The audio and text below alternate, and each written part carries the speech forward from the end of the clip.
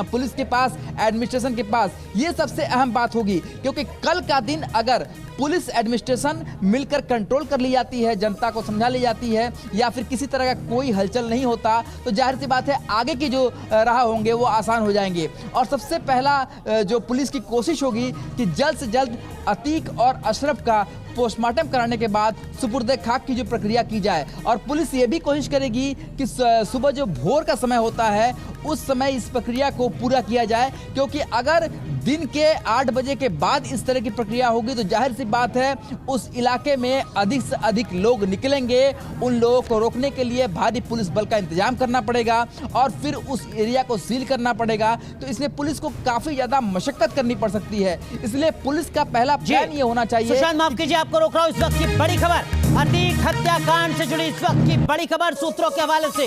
अतीक के पाकिस्तान कनेक्शन से डर था, नाम उजागर होने के डर से हत्या कराई। सूत्रों के हवाले से इस वक्त की बड़ी खबर सामने आ रही है। पूछताछ में अतीक ने पाकिस्तान कनेक्शन बताया था। चार्जशीट पे बाकायदा अतीक ने कबूला था कि किस तरीके से लश्कर और आईएसआई से अतीक के कनेक्शन है।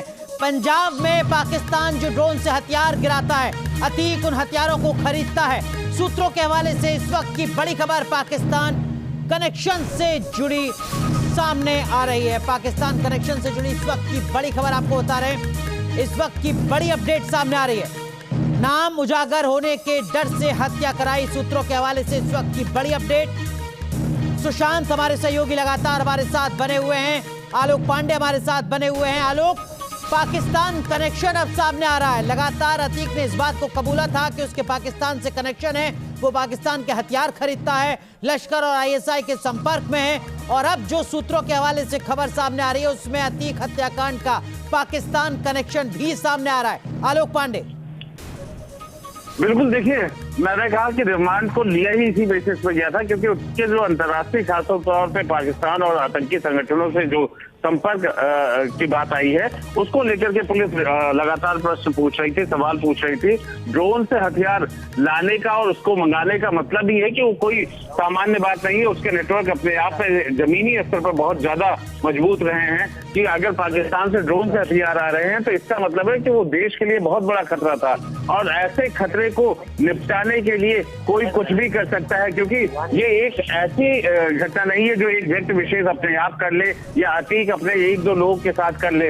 ये अंतरराज्यीय निश्चित तौर पर एक नेटवर्क है जिसको लेकर के अतीक को हथियार मिला करते थे, क्योंकि पाकिस्तान से पंजाब की सीमा और पंजाब की सीमा से यूपी तक लाने में एक पूरा का पूरा एक नेटवर्क रहा होगा। और उस नेटवर्क में कई ऐसे नाम हो सकते हैं अनुराग, इस तरह की बात से अभी इनकार नहीं किया जा सकता कि कई ऐसे बड़े नाम हो सकते हैं, कई ऐसे संगठन हो सकते हैं जो जिनका खुलासा हो सकता था।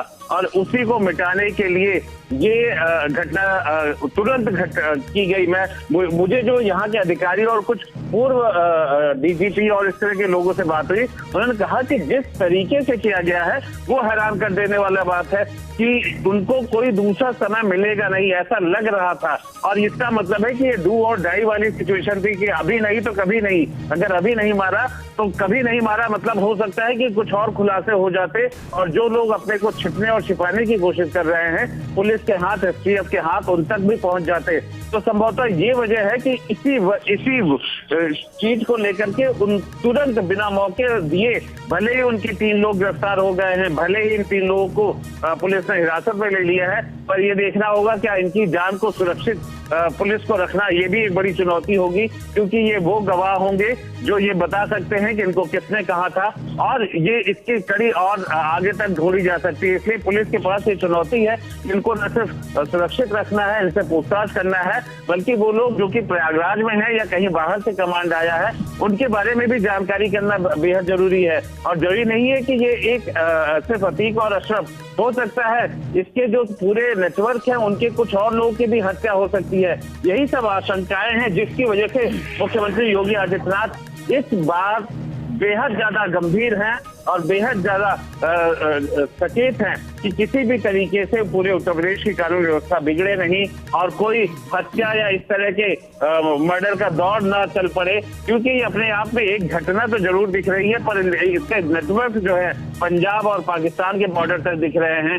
जिस तरह से इनके पास रिवॉल्वर, असद के पास रिवॉल्वर निकले थे ब्रिटिश की और बाहर की, माफ कीजिए आपको रोक रहा हूं। हम कोशिश करते हैं कि हमारे सहयोगी निखिल का हम रुख कर सकें, निखिल हमारे साथ जुड़ सकें, लेकिन इस बीच एक बड़ी खबर जो हमारे सहयोगी निखिल ब्रेक कर रहे हैं, उनके मुताबिक मुख्यमंत्री आवास से डीजीपी निकल चुके हैं। इस वक्त की बड़ी खबर आपको बता रहे हैं। लगभग 4 घंटे तक मुख्यमंत्री के साथ एक हाई लेवल मीटिंग होती है जिसमें डीजीपी भी शामिल होते हैं। डीजीपी को प्रयागराज भी पहुंचना है, लेकिन उससे पहले जो बैठक है वो खत्म हुई है और इस वक्त हमारे सहयोगी निखिल ने खबर ब्रेक की है कि डीजीपी मुख्यमंत्री आवास से निकल चुके हैं। इस वक्त की बड़ी खबर, सीएम योगी की हाई लेवल बैठक खत्म हो चुकी है। 2:30 बजे से ज्यादा का वक्त हो चुका है जब ये बैठक खत्म हुई है। लगभग 4 घंटे तक ये बैठक चली है। निखिल हमारे सहयोगी लगातार हमारे साथ बने हुए हैं जिन्होंने ये खबर ब्रेक की है और इस वक्त की बड़ी खबर आपको बता रहे हैं। सीएम योगी की हाई लेवल बैठक खत्म हो चुकी है। डीजीपी मुख्यमंत्री आवास से बाहर निकल चुके हैं। ये वो हाई लेवल बैठक थी जिसमें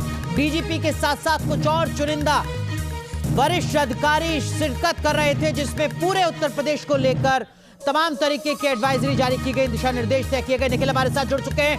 निखिल, क्या अपडेट, क्या सिर्फ डीजीपी निकले हैं या बाकी अधिकारी भी? बिल्कुल, अगर हम बात करें तो जो डीजीपी है उत्तर प्रदेश सरकार के, वो यहाँ से निकल चुके हैं। इसके साथ ही जो प्रमुख सचिव जो गृह है वो भी निकल चुके हैं। इसके साथ ही मुख्यमंत्री के जो सलाहकार हैं वो भी निकल चुके हैं और जो डायरेक्टर इंफॉर्मेशन थे वो भी यहाँ से निकले हैं। तो निखिल माफ कीजिए आपको रोक रहा हूँ। डीजीपी के साथ साथ प्रमुख सचिव गृह भी मुख्यमंत्री आवास से निकल चुके हैं। और कौन कौन अधिकारी इस बैठक में शामिल थे जो अब निकल चुके हैं? देखिए, अगर हम बात करें इस बैठक में, तो बैठक में डीजीपी शामिल थे। डीजीपी थोड़ी देर पहले मुख्यमंत्री आवास के पीछे के रास्तों से निकलकर अपने आवास की तरफ चले गए। उसके बाद जो गाड़ियां नजर आई उस पर अगर हम बात करें तो जो अपर मुख्य सचिव गृह थे उनकी गाड़ी बाहर निकलते हुए दिखाई पड़ी। इसके साथ ही डायरेक्टर इंफॉर्मेशन की गाड़ी निकलती हुई बाहर दिखाई पड़ी। इसके साथ ही जो मुख्यमंत्री के सलाहकार है वो भी उनकी गाड़ी में बाहर निकलती हुई दिखाई पड़ी। तो ये माना जा रहा है कि जो मुख्यमंत्री आवास पर बैठक चल रही थी, उनकी गाड़ी में बाहर निकलती हुई दिखाई पड़ी। ये माना जा रहा है कि जो मुख्यमंत्री आवास पर बैठक चल रही थी वो अब खत्म हो गई है। मुख्यमंत्री तमाम अधिकारियों को इस बात के दिशा निर्देश दिए इस बैठक से कुछ अभी जानकारी मिल पा रही है, किसी ने ब्रीफ किया क्या? समझौता ना हो।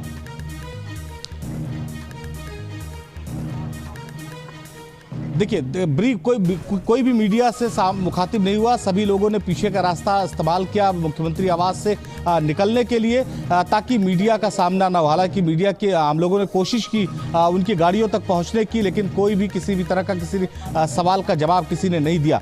तो जो गाड़ियां थी मुख्यमंत्री आवास से वो बाहर निकल गई। जो तमाम लोग बैठक में मौजूद थे वो धीरे धीरे बाहर निकल गए। जहां तक बैठक की अपडेट की बात है, 2 बातें बहुत साफ कर दी है मुख्यमंत्री ने कि किसी भी स्थिति में इस घटना की जांच बहुत निष्पक्ष तरीके से होनी चाहिए। जो भी इस मामले में दोषी हो उनके खिलाफ कार्रवाई हो। और जो सबसे बड़ी चुनौती आज अधिकारियों को सामने है, जो मुख्यमंत्री ने कहा है कि उत्तर प्रदेश की कानून व्यवस्था के साथ कहीं भी कोई भी खिलवाड़ न करने पाए। इसको लेकर जो भी इंतजाम करने हो सरकार को, जो भी पुलिस अधिकारियों को इंतजाम करने हो वो किए जाए। जिस तरह की भी संसाधन की आवश्यकता हो उसके लिए सरकार पूरी तरीके से तैयार है। तो अब जो ये माना जा रहा है कि सुबह 5 से 6 बजे के आसपास का वक्त होगा वो बेहद महत्वपूर्ण होगा और इसी दौरान तमाम लोग जो सहरी करने के लिए जो उठेंगे वो उनका क्या जो रिएक्शन होगा इस घटना के बाद ये देखना होगा। तो कल का पूरा दिन सेंसिटिव रहने वाला है, यानी कल सुबह से जो सुबह होगी अब उससे लेकर पूरा दिन सेंसिटिव रहने वाला है और सेंसिटिव में किस तरह से सरकार इस चुनौतियों को संभालेगी ये बहुत महत्वपूर्ण है। जैसा मैंने बताया कि अपर मुख्य सचिव गृह को और डीजीपी को जो है प्रयागराज जाने के लिए कहा गया था। तो ये माना जा रहा है कि सुबह के वक्त वो लोग जो है प्रयागराज के लिए रवाना हो सकते हैं। इसके साथ ही जो तमाम स्पेशल जो टीम थी उत्तर प्रदेश सरकार की जो पुलिस की उसे प्रयागराज पहले ही भेजा जा चुका है। आसपास के जनपदों को जो है जनपदों की जो पुलिस फोर्स थी उसका मूवमेंट प्रयागराज कराया गया है। पूरे प्रदेश के सभी सेंसिटिव जनपदों में बाकायदे गश्त की जा रही है। तो ये स्थिति उत्तर प्रदेश सरकार की जो कानून व्यवस्था को लेकर जो बैठक चल रही थी उसके बाद है। किसी भी स्थिति में कानून व्यवस्था ना बिगड़े ये सबसे बड़ा चैलेंज उत्तर प्रदेश में है। जी यकीनन तो इस वक्त की बड़ी खबर हमारे सहयोगी निखिल ने ब्रेक की है लखनऊ से। मुख्यमंत्री आवास से हमारे सहयोगी निखिल की बड़ी खबर। लगभग 4 घंटे से जो बैठक चल रही थी मुख्यमंत्री आवास में वो बैठक अब से कुछ ही मिनट पहले खत्म हुई है और इसका सीधा मतलब ये कि इन 4 घंटों में ये रणनीति बनी है कि उत्तर प्रदेश में किसी भी तरीके से जो माहौल है उसको बिगड़ने नहीं दिया जाएगा। निखिल, अगर संक्षेप में आप दर्शकों को समझा सके कि इस 4 घंटे की बैठक में क्या कुछ वो बड़े फैसले हैं, अहम फैसले हैं जो लिए गए हैं आने वाले 24 से 48 घंटे के मद्देनजर। निखिल।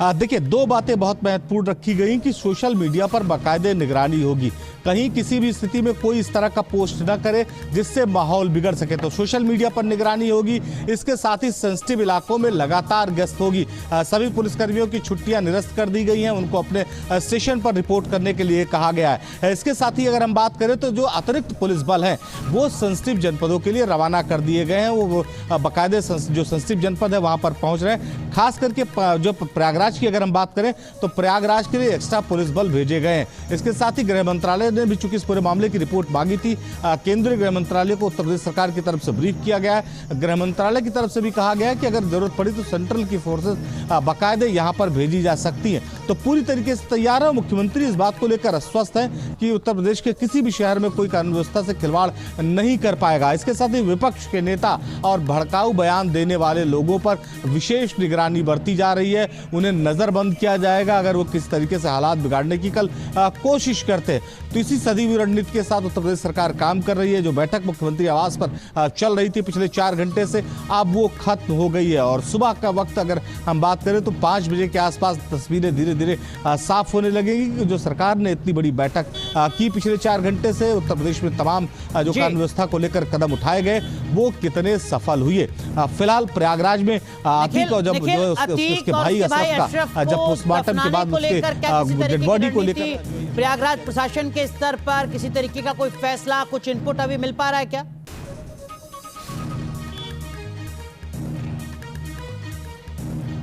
देखिए, बहुत साफ कर दिया गया है सरकार की तरफ से कि कानून व्यवस्था ना बिगड़े। इसको लेकर जो कदम उठाना हो प्रयागराज पुलिस उसके लिए पूरी तरीके से स्वतंत्र है। तो ये एक बात तो बहुत साफ हो गई कि जो अतीक अहमद है और उसका भाई अशरफ है, उसका जो डेड बॉडी है वो उसके घर नहीं भेजी जाएगी, उसे सीधे कब्रिस्तान में भेजा जाएगा, वहीं उसे सुपुर्द खाक किया जाएगा।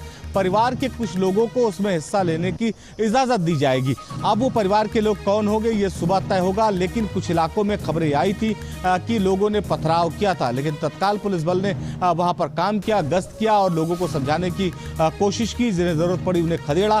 तो कानून व्यवस्था ना बिगड़े, इसको लेकर अतीक अहमद को और उसके जो उसका भाई अशरफ है जो इसको मारा गया है, दोनों की जो डेड बॉडी है उसे परिवार के लोगों को सौंपी जाएगी। परिवार के लेकिन निखिल, तो अभी बहुत सबसे बड़ा सवाल ये है कि जब आप ये बात कह रहे हैं लगभग 4-5 घंटे बीत चुके हैं अतीक की हत्या के, अब तक अतीक अहमद के परिवार से कोई सामने नहीं आया, कोई परिचित सामने नहीं आया जिसने क्लेम तक किया हो कि हमें बॉडी दी जाए।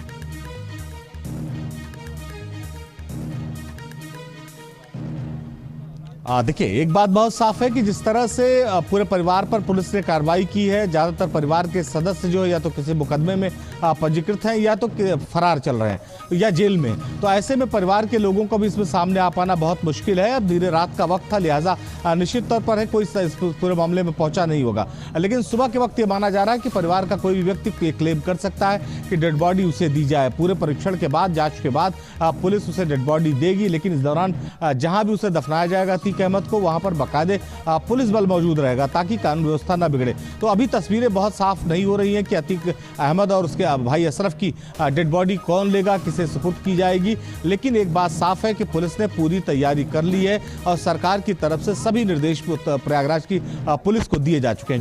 निखिल, मैं लौटूंगा आपके पास, लेकिन अतीक अहमद की हत्या के बाद रिएक्शंस किस तरीके के आ रहे हैं, जरा वो दर्शकों को एक बार सुनवाते हैं। जब जुल्म की इंतहा होती है या जब अपराध का पराकाष्ठा होती है तो कुछ फैसले आसमान से होते हैं और मैं समझता हूं कि जे खुद। तो देखिए, जो तमाम राजनेता हैं वो अपने अपने तरीके से बयान दे रहे हैं, लेकिन इस बीच बड़ा सवाल ये कि आखिर अतीक का और उसके भाई का अशरफ का पोस्टमार्टम कब शुरू होगा। हमारे सहयोगी आलोक पांडे लगातार हमारे साथ बने हुए हैं। आलोक पांडे हमें हर अपडेट दे रहे हैं। वो इस वक्त उसी जगह मौजूद हैं जहां पर अतीक का पोस्टमार्टम होना है हमारे सहयोगी निखिल हमारे साथ लखनऊ से बने हुए हैं, जो हमें बता रहे हैं कि मुख्यमंत्री आवास पर 4 घंटे से ज्यादा वक्त तक जो बैठक चली, उस बैठक में किन बड़े मुद्दों पर विचार हुआ और क्या बड़े फैसले लिए गए। लेकिन इस बीच ये 5 तस्वीरें आपको दिखा रहे हैं। 10:40 पर किसी ने सोचा नहीं होगा कि इस तरीके से अतीक अहमद के कनपटी पर 3 हमलावर आकर गोलियां चला देंगे और अतीक के साथ साथ उसके भाई की भी हत्या कर दी जाएगी। ये 5 तस्वीरें इस वक्त हम आपको बता रहे हैं। ये आज की सबसे बड़ी खबर और इसी के मद्देनजर देश के सबसे बड़े सूबे में अलर्ट जारी किया गया है। सूबे के हर जिले में धारा 144 लगा दी गई है, यानी 4 से ज्यादा लोग एक जगह इकट्ठा नहीं हो सकते हैं। उत्तर प्रदेश के हर थाने में जो तमाम पुलिसकर्मी हैं उनकी छुट्टियां रद्द कर दी गई हैं। हर थाना प्रभारी को आदेश दिया गया है कि वो जल्द से जल्द अगर छुट्टी पर है या फिर अपने थाने में मौजूद नहीं है तो अपने थाने में पहुंचे चार्ज संभाले। सूबे के अलग अलग जिलों में इस वक्त फ्लैग मार्च निकाला जा रहा है, पुलिस गश्त कर रही है। फिर चाहे बात कानपुर, उन्नाव, एटा, मिर्जापुर, मुरादाबाद, नोएडा, चंदौली, कुशीनगर, सहारनपुर, देवबंद, अयोध्या की हो या फिर सूबे के बाकी जिलों की, लगभग हर जगह एक जैसी तस्वीर सामने आ रही है। लेकिन इस बीच ये 3 तस्वीरें आपको दिखा रहे हैं। ये सिर्फ प्रयागराज तक सीमित तस्वीरें नहीं हैं, ये वो तस्वीरें हैं जो बताती हैं कि किस तरीके से माफिया अतीक अहमद का आतंक प्रयागराज में रहता था, प्रयागराज के आसपास के तमाम जिलों में दिखता था और उस आतंक का अंत किस तरीके से आज होता नजर आ रहा है। 3 हमलावर पत्रकार के बनकर जाते हैं, एक के बाद एक कई गोलियां चलाते हैं और माफिया अतीक के साथ साथ उसके भाई की जान ले लेते हैं। तीनों हमलावर पुलिस की